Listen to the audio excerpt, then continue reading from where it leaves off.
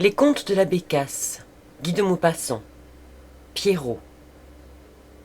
Madame Lefèvre était une dame de campagne, une veuve, une de ces demi-paysannes à rubans et à chapeau falbala, de ces personnes qui parlent avec des cuirs, prennent en public des airs grandioses et cachent une âme de brute prétentieuse sous des dehors comiques et chamarrés, comme elles dissimulent leurs grosses mains rouges sous des gants de soie écrue.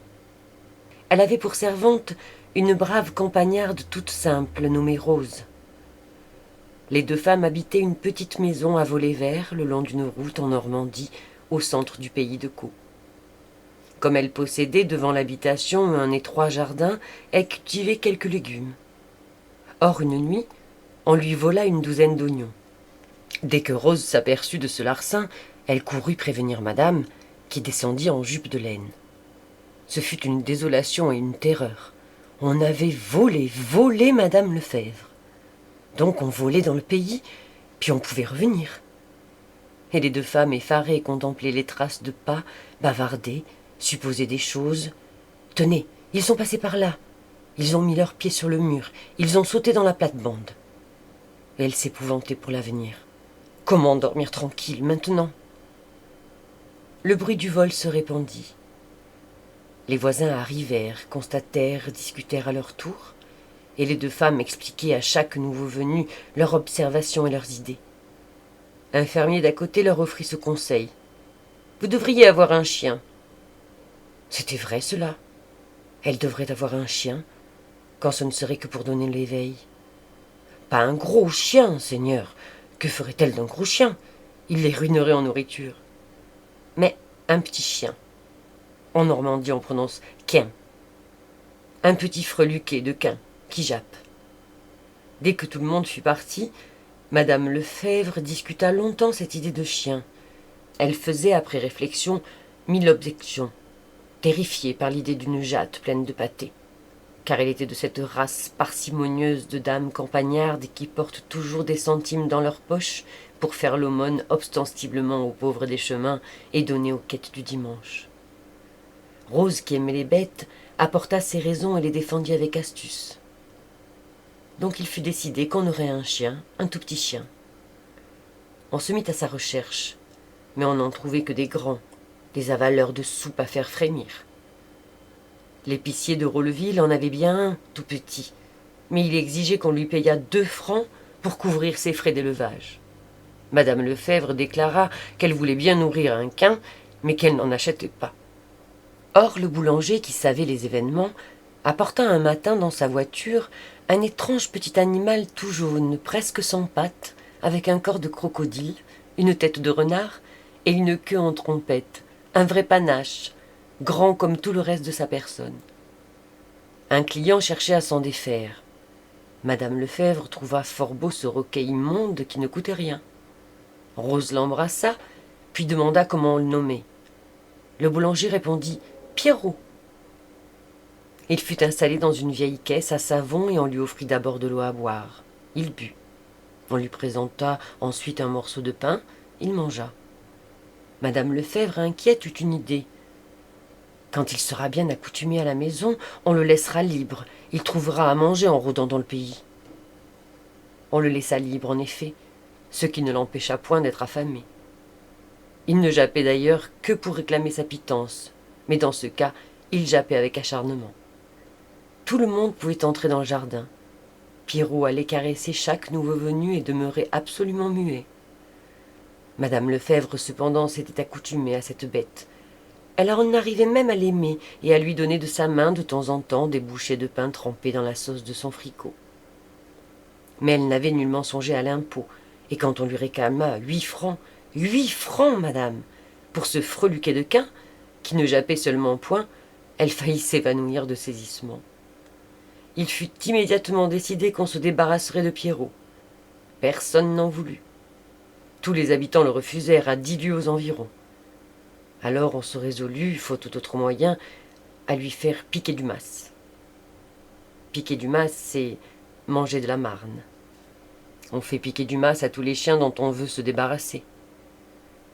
Au milieu d'une vaste plaine, on aperçoit une espèce de hutte, ou plutôt un tout petit toit de chaume posé sur le sol. C'est l'entrée de la marnière. Un grand puits tout droit s'enfonce jusqu'à 20 mètres sous terre pour aboutir à une série de longues galeries de mines. On descend une fois par an dans cette carrière, à l'époque où l'on marne les terres. Tout le reste du temps, elle sert de cimetière aux chiens condamnés. Et souvent, quand on passe auprès de l'orifice, des hurlements plaintifs, des aboiements furieux ou désespérés, des appels lamentables montent jusqu'à vous.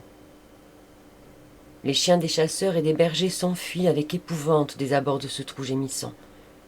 Et quand on se penche au-dessus, il sort de là une abominable odeur de pourriture. Des drames affreux s'y accomplissent dans l'ombre. Quand une bête agonise depuis 10 à 12 jours dans le fond, nourrie par les restes immondes de ses devanciers, un nouvel animal, plus gros, plus vigoureux certainement, est précipité tout à coup. Ils sont là, seuls, affamés, les yeux luisants. Ils se guettent, se suivent, hésitent, anxieux. Mais la faim les presse. Ils s'attaquent, luttent longtemps, acharnés. Et le plus fort mange le plus faible, le dévore vivant. Quand il fut décidé qu'on ferait piquer du mas à Pierrot, on s'enquit d'un exécuteur. Le cantonnier qui binait la route demanda 6 sous pour la course. Cela parut follement exagéré à madame Lefebvre. Le goujat du voisin se contentait de 5 sous. C'était trop encore. Et Rose ayant fait observer qu'il valait mieux qu'elle le portasse elle-même, parce qu'ainsi il ne serait pas brutalisé en route et averti de son sort, il fut résolu qu'elles iraient toutes les deux à la nuit tombante. On lui offrit ce soir-là une bonne soupe, avec un doigt de beurre. Il l'avala jusqu'à la dernière goutte. Et comme il remuait la queue de contentement, Rose le prit dans son tablier. Elles allaient à grands pas comme des maraudeuses à travers la plaine. Bientôt elles aperçurent la marnière et l'atteignirent. Madame Lefebvre se pencha pour écouter si aucune bête ne gémissait. Non, il n'y en avait pas. Pierrot serait seul.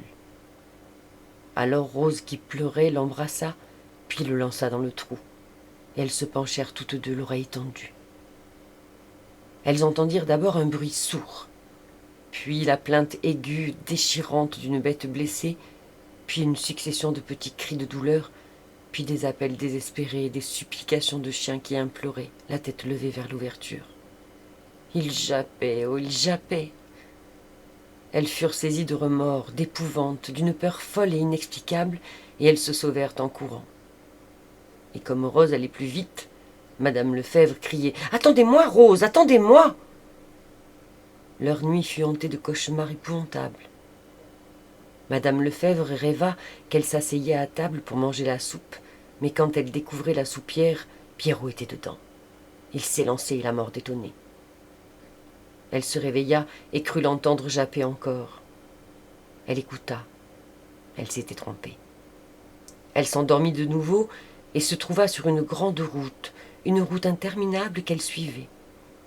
Tout à coup, au milieu du chemin, elle aperçut un panier, un grand panier de fermier abandonné, et ce panier lui faisait peur.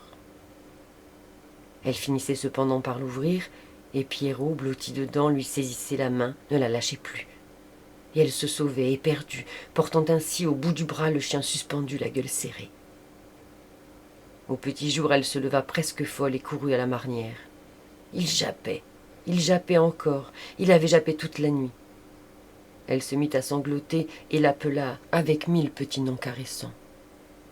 Il répondit avec toutes les inflexions tendres de sa voix de chien.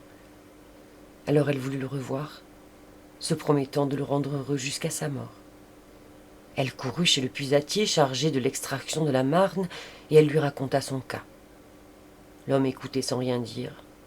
Quand elle eut fini, il prononça « Vous voulez votre quin.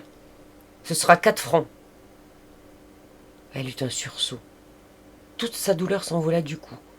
4 francs. Vous vous en feriez mourir 4 francs. Il répondit. Vous croyez que je vais apporter mes cordes, mes manivelles et monter tout ça, et me aller là-bas avec mon garçon et me faire mordre encore par votre maudit quin pour le plaisir de vous le donner? Fallait pas le jeter. Elle s'en alla, indignée. 4 francs. Aussitôt rentrée, elle appela Rose et lui dit les prétentions du puisatier. Rose, toujours résignée, répétait 4 francs, c'est de l'argent, madame.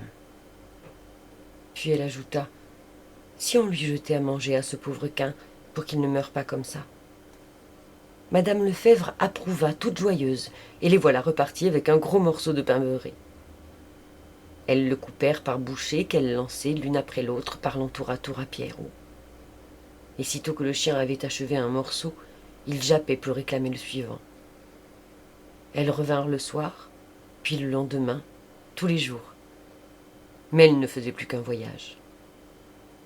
Or, un matin, au moment de laisser tomber la première bouchée, elles entendirent tout à coup un aboiement formidable dans le puits. Ils étaient 2. On avait précipité un autre chien, un gros. Rose cria « Pierrot !» Et Pierrot jappa. Alors on se mit à jeter la nourriture, mais chaque fois elle distinguait parfaitement une bousculade terrible, puis les cris plaintifs de Pierrot mordu par son compagnon, qui mangeait tout, étant le plus fort. Elles avaient beau spécifier « C'est pour toi, Pierrot !» Pierrot, évidemment, n'avait rien. Les 2 femmes interdites se regardaient, et madame Lefèvre prononça d'un ton aigre « Je ne peux pourtant pas nourrir tous les chiens qu'on jetterait là-dedans, il faut y renoncer. » Et suffoquée à l'idée que tous ces chiens vivant à ses dépens, elle s'en alla, emportant même ce qui restait du pain qu'elle se mit à manger en marchant. Rose la suivit, en s'essuyant les yeux du coin de son tablier bleu.